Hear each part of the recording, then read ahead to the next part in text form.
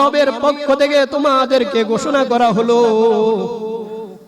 এরে বান্দা তুমি যতই অন্যায় করো, যত গুনাহ করো, আমি রবের রহমত এত বড়, এত বড়।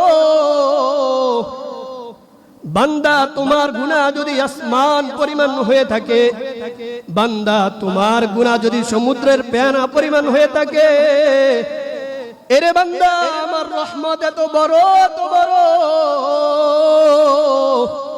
আল্লাহ কোরআনের মধ্যে বান্দাদেরকে কত সম্বোধন, কত সুন্দর করে ডাকে, উলিয়া ইবাদি।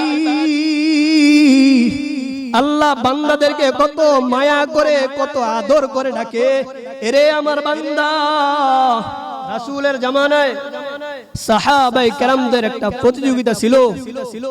কেমন প্রতিযোগিতা? সাহাবায়ে কেরামদের মধ্যে ছিল যে একজন কোন আমল করছে তো আরেকজন চিন্তা করত